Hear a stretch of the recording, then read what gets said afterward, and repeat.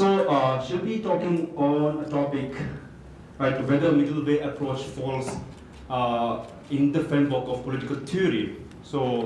What is the possible space for middle way approach in the political theory, and how political theory looks at the middle way approach itself. So this is what she is going to talk. So I request Professor Lajwanti to proceed her talk. Good afternoon. Let me begin by thanking the Global Tibetan People's Movement for Middle Way Approach for inviting me here to be with you, as well as to share my views. Let me also thank Yeshi Dawa, a very close friend, for the warm welcome I have received ever since I came here. Let me confess that I am truly impressed. I also, I'm sure you would know, I'm not Tibetan. I don't know the language, so I would request that I speak in English. I will speak as slowly and as basically as possible, because I know English is not my mother tongue as well, but it is a functional language for me, and English is a language which I use to work. I am impressed with the, and I'm confessing in the beginning that as a political scientist and as a political theorist, I am impressed with the proposal of a middle way approach to resolve the Tibetan issue, which I think is an issue which is unresolved as well as ignored. If you have a look at the international media coverage in the world, on an average you would see a lot of talk about the Arab-Israeli conflict. You would see a lot of talk about the conflict in Eastern Europe.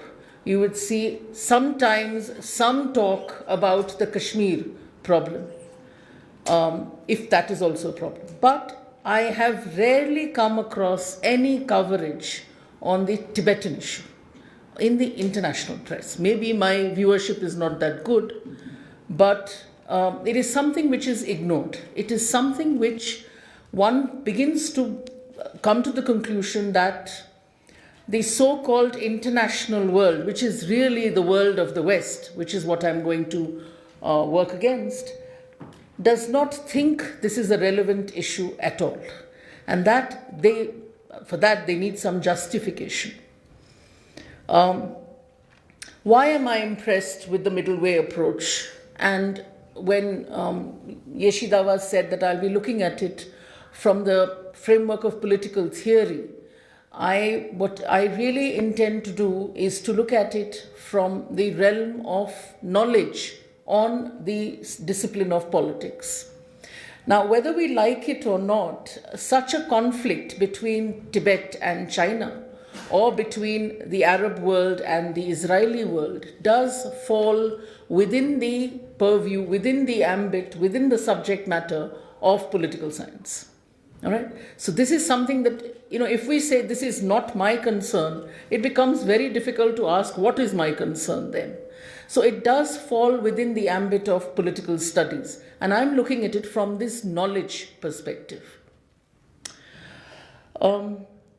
Correct me if I'm wrong, but the beginning of the middle way approach, the Umelam, begins sometime in 1974, and the proposal is conceived and conceptualized by His Holiness the Dalai Lama. And in 1988, it is presented in Strasbourg in European Union.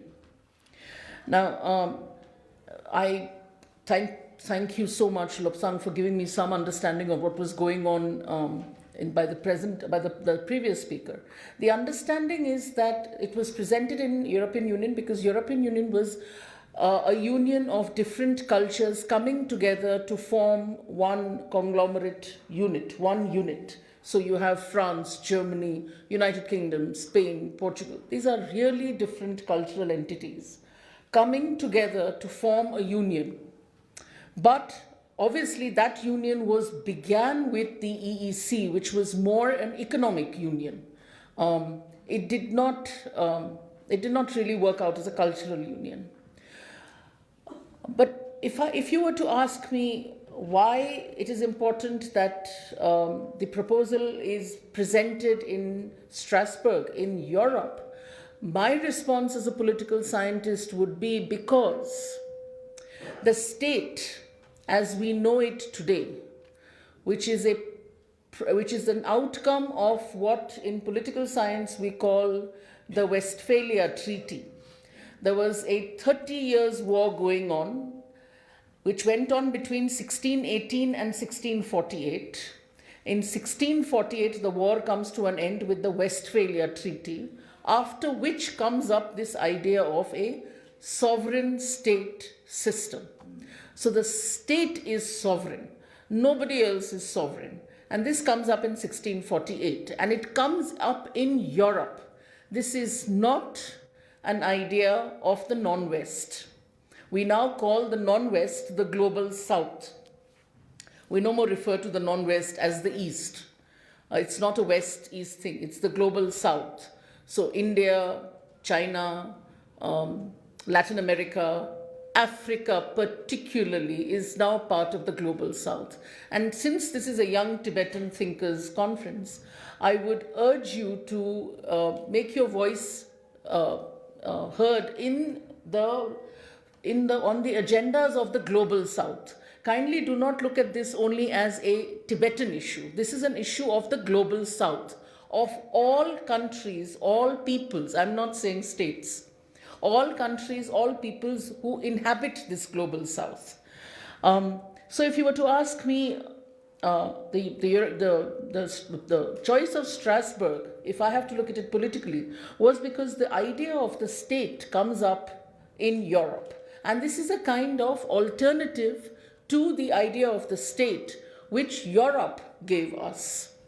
Europe is where the idea of the state emerges, and even when India becomes free in 1947, it adopts this model of the state. What model is this? Kindly also remember that what we have today is not only a state. We have a nation state. So this is not just a state. We were under the colonial state. We have been under monarchical states.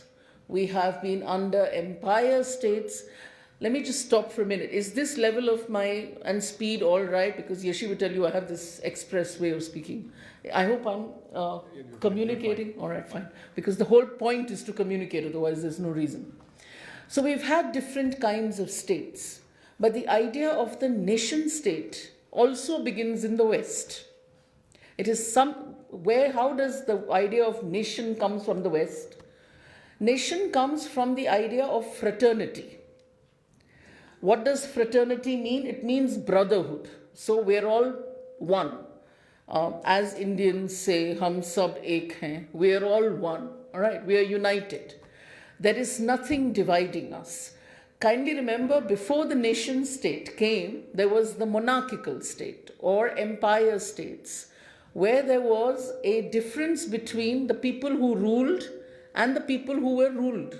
People who ruled and the people upon whom they ruled. So I could never be a king. I could never be the monarch. So there was a difference. We were not one.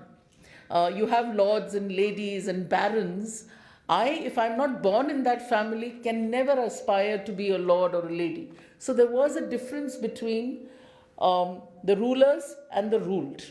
When the idea of fraternity comes through the French Revolution, where thinkers like Rousseau and Voltaire, they come up and say, monarchy is not a good idea at all. Let us have a fraternity-based state. Let us all be let the rule be based on brotherhood. Let the rule be based on we, the common people. Everybody, the people. Everybody is the people. So I live in what was once a princely state, which was ruled by the Gaikwads. Today there is no difference constitutionally between me and the Gaikwads. Prior to the constitution, there was a lot of difference between me and the Gaikwads. But today, constitutionally, we are all equal. And where does this idea come from? It comes from the idea of fraternity. But this is not what was, this idea is wonderful. Fraternity is a good idea. But how does fraternity get worked out politically? Fraternity gets worked out politically in the form of nationalism. All right? Now, how do we say we are one? What do you call that? You can't call that a state. You'll have to give it another name, right? And you can't say fraternal state. It doesn't sound very good. So the idea of nation comes up. The idea of nationalism, which is post-French Revolution, the idea of the nation comes up. And we have the nation state, also a product of the West. All right? And this is why perhaps Gandhi said that India is not a nation state. India is a civilizational state. Because if you look at the expanse of India, when Gandhi is writing this, in 1920s, 1930s, there was no Pakistan and there was no Bangladesh. So you can imagine the expanse that he was talking about. And he said that it's not a nation state, it's a civilizational state, which also is based on fraternity. But what we have what emerges in Europe is this idea of the nation state.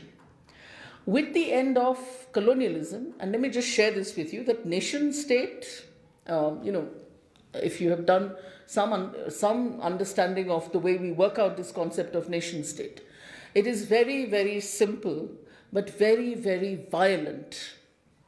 Because it is based on a simple principle. I'll talk a little bit about more of these principles, which I think the middle way approach is giving an alternative to, a very credible alternative. The previous speaker said, and I think even the speaker of the Tibetan parliament said, that young Tibetans should do research on the middle way approach. And I think is a very fertile topic to do research on. This nation state is not just the nation state. It is one nation, one state. It's as simple as that. If you go with this formulation, if you go with this idea of one nation, one state, which is that if you're a nation, you deserve statehood, right? So if, for instance, there is a land called Juju land in the world and Juju land is recognized as a nation, it should get its state. This is why the partition of India was based on two-nation theory, not two-state theory. We are two different nations, therefore there should be two different states accepted. According to the United Nations, the only area which is still unresolved is the Israeli-Palestinian conflict. That is the only area left. If you go with this idea, if you're a nation, you deserve a state. If you're a state, there is only one nation inside. We have multinational corporations, but we don't have multinational states. When we had this, this mushrooming of multiculturalism, it was an attempt to question this understanding. But it hasn't done much. It has become passé. It's gone. So you can't have many nations sitting in one state. Even India, there are there's a lot of diversity in India. So what do? We say unity in diversity. But unity is there. So we are a nation. All right? One nation, one state is based on this very simple proposition of if you're one nation, you have a state. If you're a state, you have a nation. If you go with this proposition, it is very difficult to blame China. Because China is a state.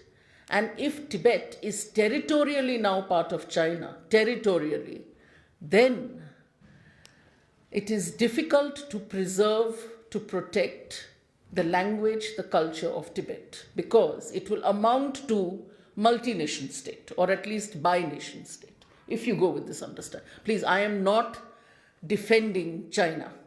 I'm saying if one takes this understanding of the nation state, then China will say we're just a nation state. And if you say you want to have your own religion, culture, language, dress style, food habits, which is part of the nation, that cannot be accepted according to the knowledge which we have been given by the West, which is that one nation, one state. And which nation is it going to be? Obviously, it's going to be the dominant majority. And that's why I said that the idea of the state is inherently violent, because it will tell you that if you want to be recognized as an equal, you should adopt the values, cultures of this nation state. You cannot question it. All right? Now, this is why I think that when the middle way approach was conceptualized, conceived, and put forward, it is not, according to me, a compromise. This is certainly, it is not a compromise. It is not even just a resolution. This is not going to be a resolution for the Tibet issue. This is I know of some Tibetans who think this is a compromise, that Tibet is compromising, Tibetans are compromising.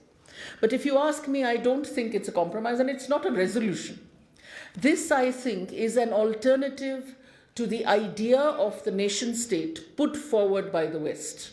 And I am happy that this alternative is coming from the non-West. Because often what happens is, we take the West and we take the critique of the West from the West. I am not against the West. I think they've done wonderfully well.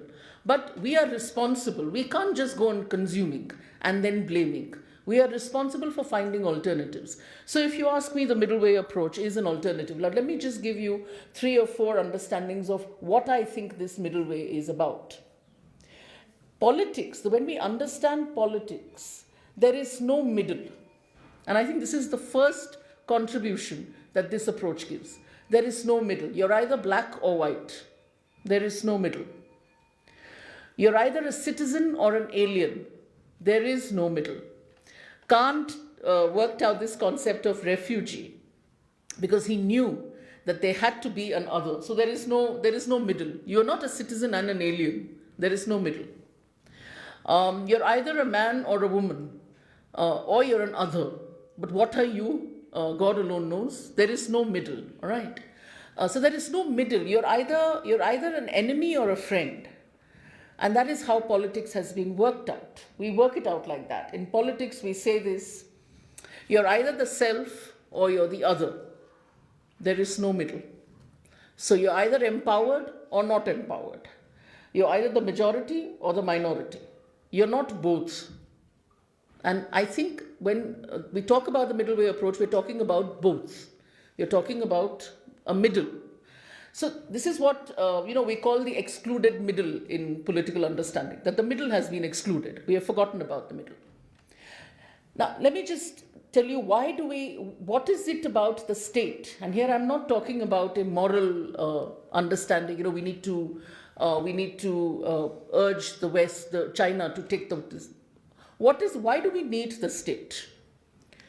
Somebody can just say, forget about the state. Why do we need it? We need the state because we believe, or we are given to understand that there are a lot of differences and diversities in society, which sometimes turns conflictual. Most of the time there's a conflict. And you need someone to manage that conflict.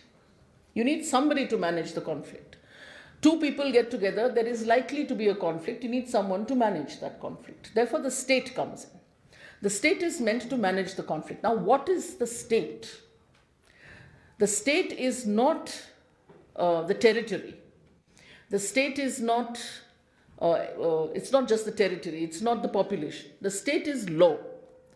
Now, what is great about the way we live today is that the law is not something which is, if you're just looking for a law, then Chinese law is perfectly all right. You got a law.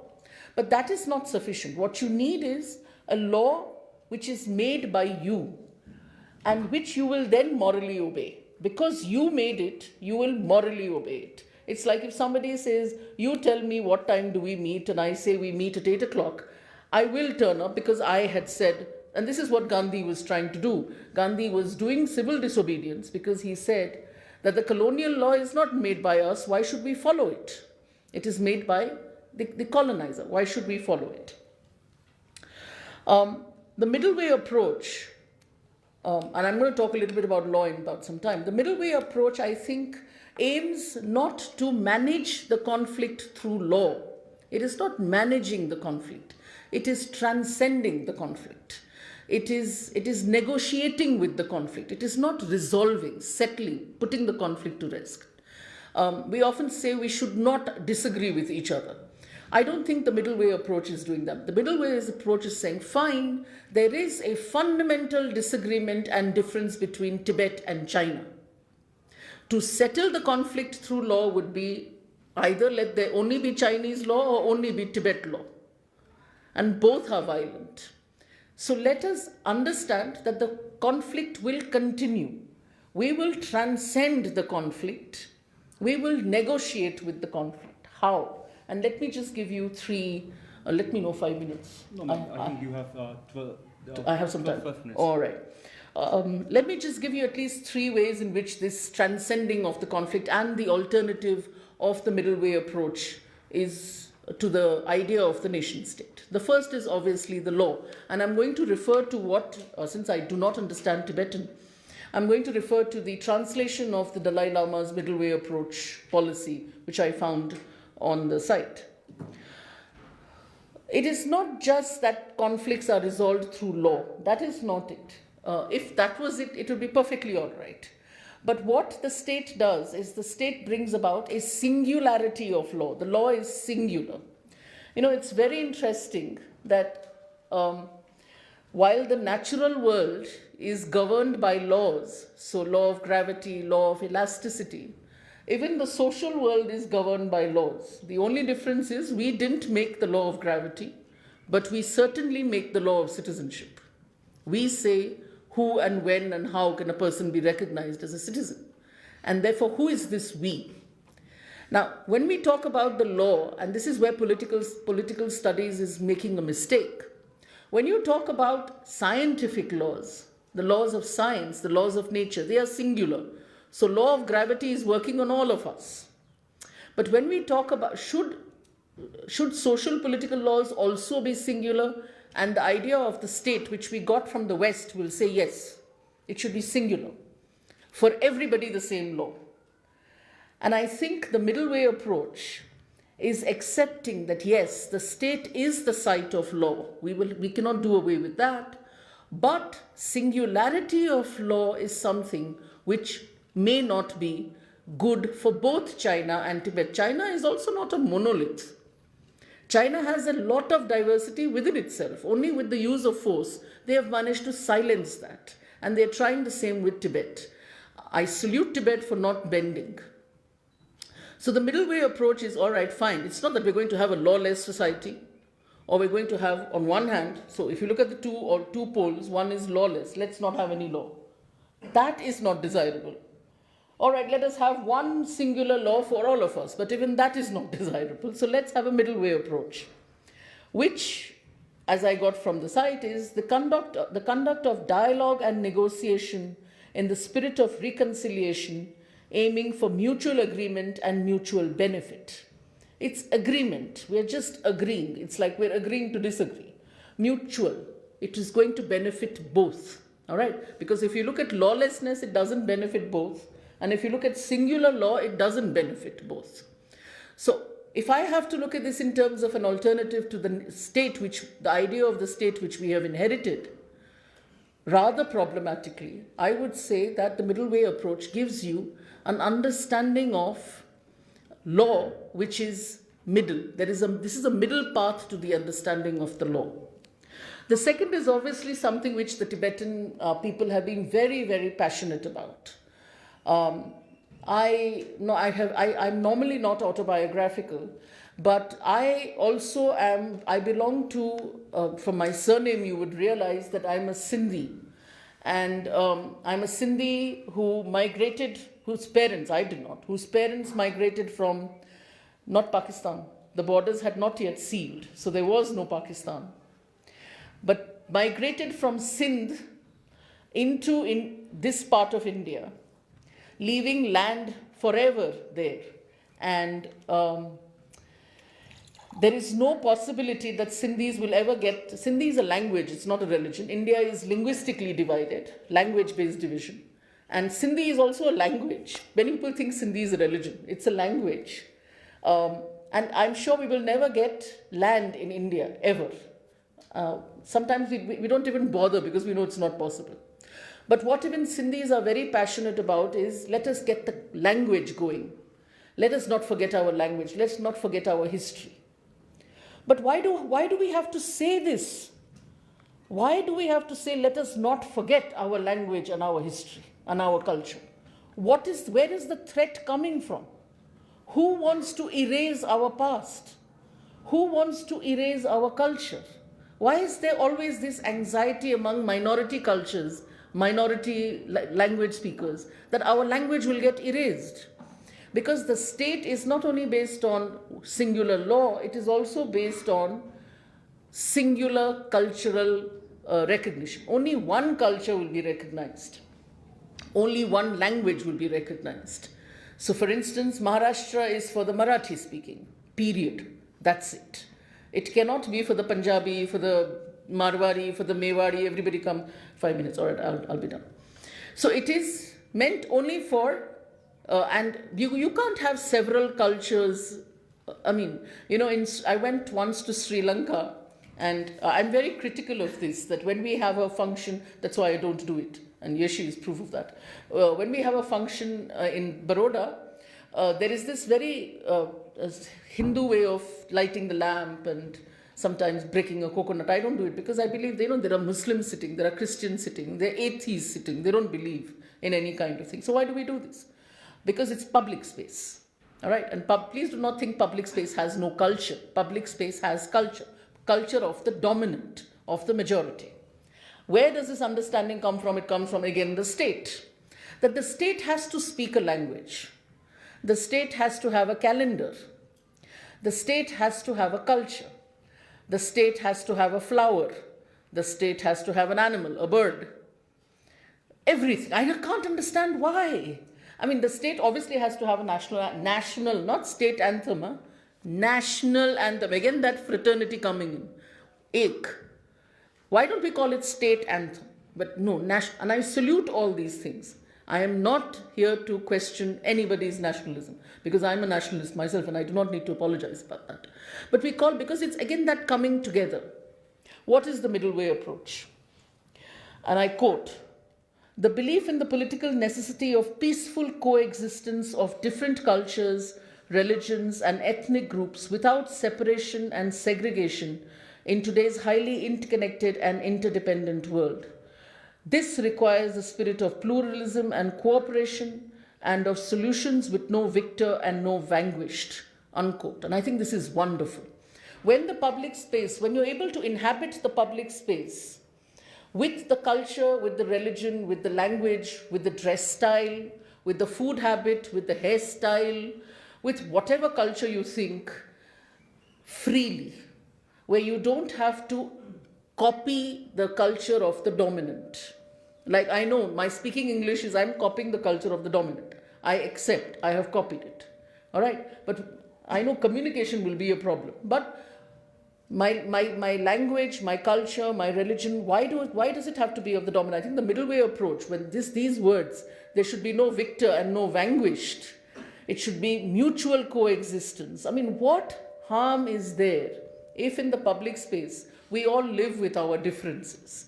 You want to live with your religion and culture? Feel free, as long as you do not force me, and as long as you do not harm me. Don't force me, don't harm me, we all live freely. I think this is the second contribution of the middle way approach. The third, one other problem, and this is a major problem of the nation state, is that we often think that the state is the site of emancipation. When we get our state, we'll get emancipated. Many people think that. But the state is the site of violence. In fact, and I say this to my classes when I teach, the state has monopolized violence. Only the state can be violent. Nobody else can be violent. There was this family in Norway, you would have read about it in the papers, where they hit the child, and the state comes and takes the child away and says the parents are not fit to take care of the child. Now, which is violence? I really was wondering, is the action of the state not violent? You're separating parents from their children and children from their parents, and you say, no, why are we doing this? To stop violence. The middle way approach, and I quote again from what I got, the pursuit of dialogue and negotiations as the principal means to resolve conflict, and the exercise of political moderation and restraint from adopting maximalist positions in the process of negotiations, unquote. So this is moderate, it is not violent. Why does every conflict have to be resolved through violence? And you would see this happening all around the world. Come a conflict, resolve it through violence. I think this is why, and maybe perhaps I'm wrong, even the notion of violence on the self, when there is this if you have satyagraha, or if you have fasting, even that is violent, but that is by choice. The violence of the state is not by choice. The violence of the state is imposed upon us. And so, for instance, if you have something like maybe a war, remember, you and I were not party of choosing that war. It is the state which wars.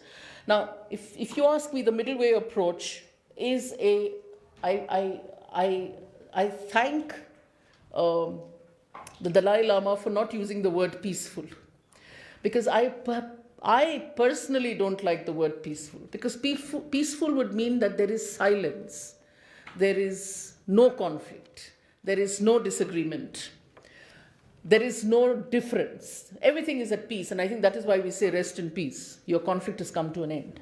But they've used the word non-violence. Non-violence is what the middle way approach is talking about, not violence. If you ask me, I think China should take up this authority as a challenge, because this is going to be not only Tibet's contribution, the Dalai Lama's contribution from the global south to the world about how to organize a state, how to work out a state. It will also be China's acceptance, and therefore China's equal contribution in working out this alternative model of a state. Not only that, this is an idea of the state which is not only applicable for China and Tibet, it is applicable for almost every people on earth. There is no nation state in this world which is completely homogeneous and where we do not need the middle way approach. Let me end by saying this, that I do not think that there is any need for Tibet or the Dalai Lama to be apologetic about the fact that this proposal has come from a religious basis. It is Buddhist in its nature. But kindly remember that the idea of the nation state, every idea of the state, even the monarchical state, the empire state, the colonial state, all had religious foundations. There is no concept of the state which is not based on religion.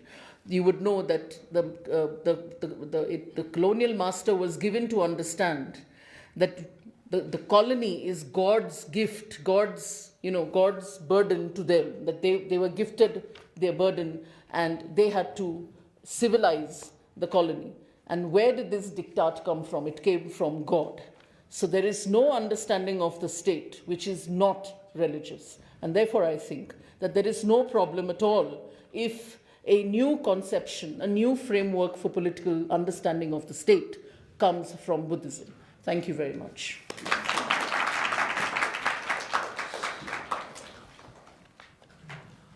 Thank you very much for your wonderful talk. If I could briefly summarize what she spoke so far, what I was amused by her is that she highlighted the background of political theory or political